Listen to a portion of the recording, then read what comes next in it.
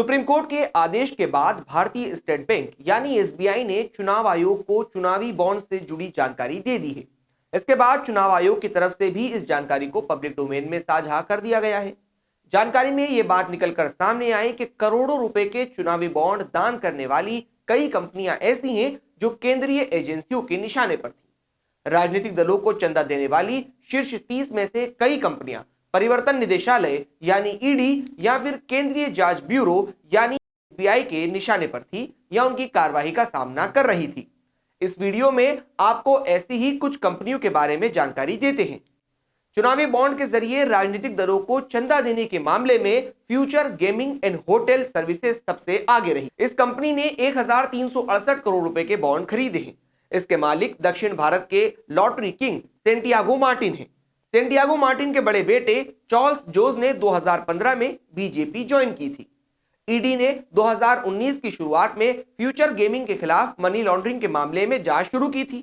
उस साल जुलाई तक उसने कंपनी से संबंधित 250 करोड़ रुपए से अधिक की संपत्ति जब्त कर ली थी। 2 अप्रैल 2022 को ईडी ने मामले में 409.92 करोड़ रुपए की चल संपत्ति कुर्क की थी।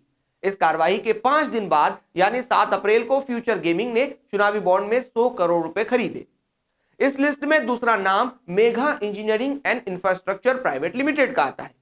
जानकारी के मुताबिक कंपनी ने 966 करोड़ रुपए के चुनावी बॉन्ड खरीदे हैं। 12 अप्रैल 2019 से कंपनी ने बॉन्ड खरीदने शुरू किए और एक दिन में ही 1 करोड़ की कीमत वाले कई बॉन्ड खरीदे।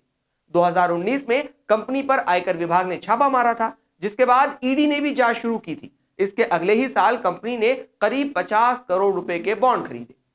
इस लिस्ट में तीसरा नाम अनिल अग्रवाल के वेदांता समूह का है। यह समूह बॉन्ड का 5वां सबसे बड़ा खरीदा करता है।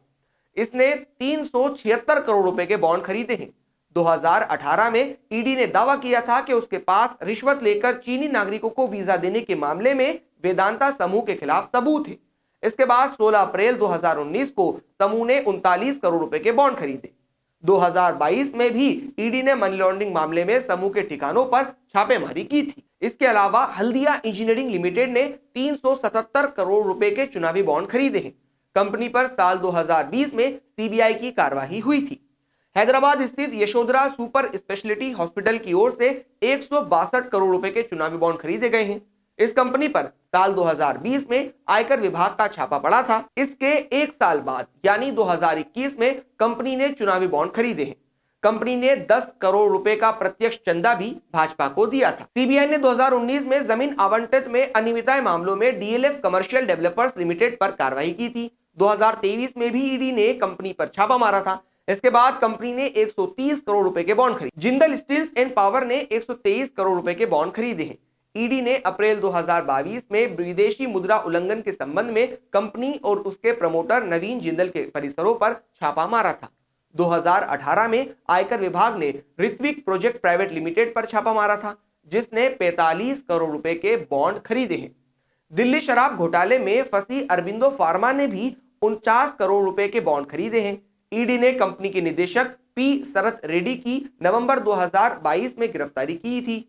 इसके अलावा 64 करोड़ के बॉन्ड खरीदने वाली रश्मि सीमेंट और 40 करोड़ के बॉन्ड खरीदने वाली शिरडी साई इलेक्ट्रिक्स भी जांच एजेंसियों कर निशाने पर थी। इन सभी कंपनियों ने बॉन्ड खरीदकर किस राजनीतिक दल को दिए हैं, ये जानकारी अब तक सामने नहीं आ पाई है।